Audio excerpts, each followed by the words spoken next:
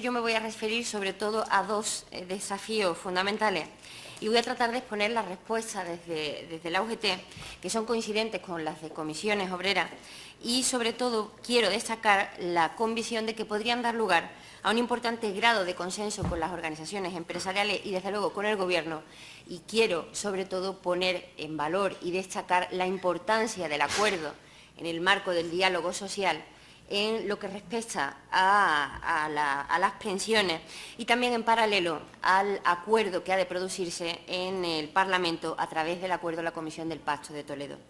Los desafíos que quiero destacar, aunque creo que ya son más que claros, pero voy a hablar, a insistir sobre ello, son restablecer inmediatamente el equilibrio financiero de la Seguridad Social, en primer lugar, y derogar la reforma de pensiones de 2013 por injustificada y lesiva. El desequilibrio de la Seguridad Social ha sido causado por la crisis, pero también por la desaforada destrucción del empleo, la devaluación salarial y la precariedad del empleo derivadas de la reforma laboral. Hay que acabar con este factor de riesgo, tenemos que ser conscientes, porque es imprescindible, ya que mientras esté ahí, la Seguridad Social no podrá tener tranquilidad, a juicio de UGT. Al menor atisbo de crisis, y ya vienen vientos en esa línea, con millones de despidos y con una nueva devaluación salarial generalizada, se van a volver a hundir los ingresos de la Seguridad Social y, desde luego, en estos momentos estamos en unas condiciones de déficit mucho peores que estábamos en 2011, donde el déficit de la Seguridad Social solo eran 65 millones de euros, mientras que hoy roza los 19.000. Este es un factor que es importante, que hay que tener en cuenta, porque hay que medir los tiempos y hay que plantear las soluciones al problema que tiene hoy por hoy la Seguridad Social de manera inmediata. Y es lo que planteamos en UGT, coordinadamente también con comisiones, incluso con gran parte de consenso con la patronal, de ese necesario acuerdo que ponga solución a esas cuestiones. Lo segundo que hay que hacer para recuperar el equilibrio es, como hemos dicho expresivamente en UGT, que es que hay que aclarar las cuentas, es decir, hay que poner un poco de claridad en esas cuentas que determinan finalmente el déficit de la Seguridad Social. Y como nosotros, de manera sencilla y llana, decimos en UGT, es que la Seguridad Social cobre lo que debe y que no pague lo que no debe. Que las cotizaciones sociales se destinen a pagar las prestaciones contributivas, porque no es de recibo que la Seguridad Social tenga excedente en las cotizaciones por el sistema de prestaciones por desempleo y con ello el Estado esté indebidamente pagando subsidios asistenciales y políticas activas de empleo, mientras que las cotizaciones sociales no dan para pagar el sistema de pensiones. También hay que hacer hincapié en esos falsos créditos que ya se ha dicho, esa mañana lo ha dicho mi compañero Carlos, esos falsos créditos que endeudan injustificadamente a la Seguridad Social, mientras que se usa el dinero de las cotizaciones para pagar gastos del Estado. Esto, así dicho, supone anualmente 8.700 millones que, de hacerse correctamente, se quedarían cada año en las arcas de la Seguridad Social. Además, por otro lado, habría que, siguiendo con esa claridad en las cuentas, los pensionistas no deben pagar el sostenimiento de los gastos de la Administración de la Seguridad Social. Las cotizaciones, insisto, deben ser para pagar prestaciones. Por tanto, los gastos de personal y de funcionamiento de la Seguridad Social deberían de costearse desde los presupuestos generales del Estado, como son para todos los ministerios, por cierto, ya que esto supone anualmente hasta 4.000 millones de euros que dejan de estar en las arcas de la Seguridad Social y, sobre todo, que no se destinan al pago de pensiones.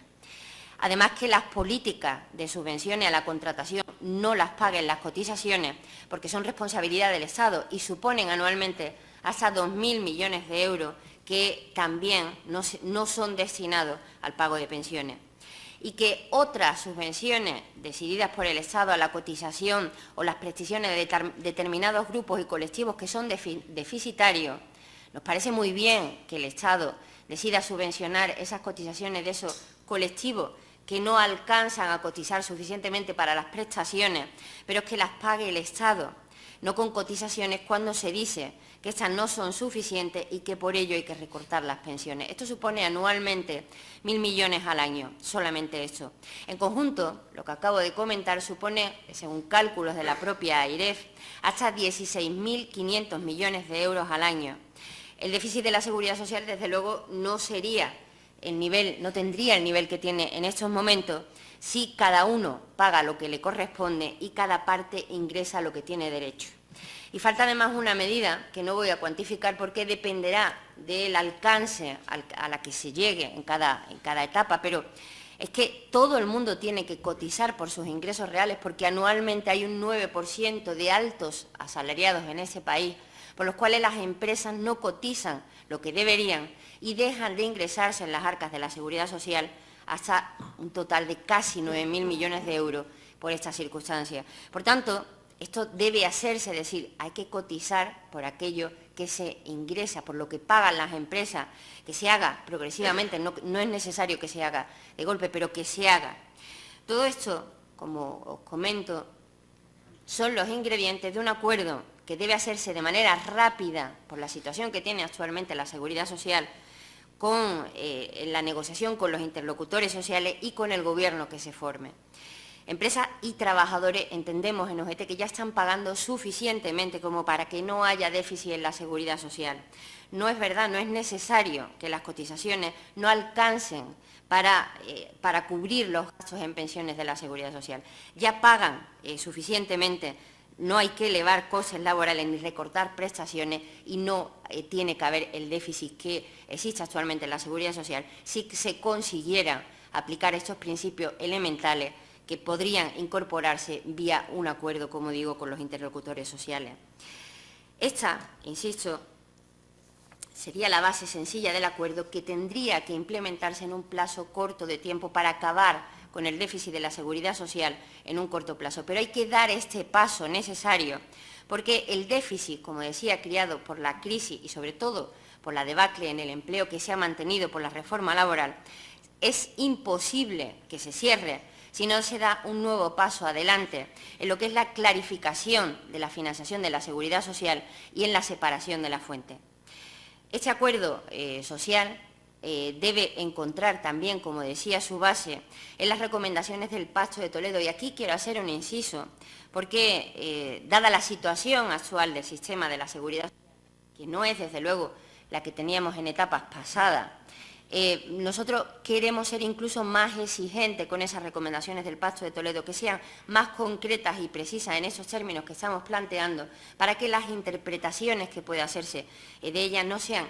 tan abiertas como hasta ahora ha ocurrido y que finalmente las soluciones concretas, inmediatas, eficaces que necesita el sistema de la Seguridad Social, pues no lleguen.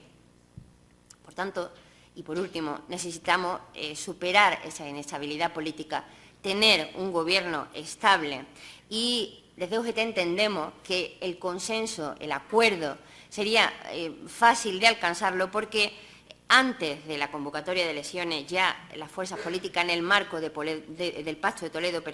tenían un nivel de consenso muy elevado que sería fácil de recuperarse una vez que hubiera un Gobierno.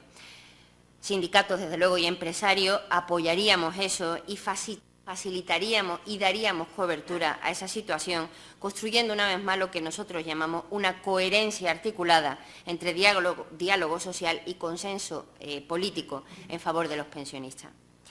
En cuanto al segundo desafío que esbozaba al principio en la introducción, voy a hablar de la reforma de pensiones del 2013, del por qué nosotros insistimos en esa necesaria derogación de la reforma de pensiones del 2013 del Gobierno del PP como paso previo a cualquier posibilidad de mejora de la situación actual del sistema de pensiones.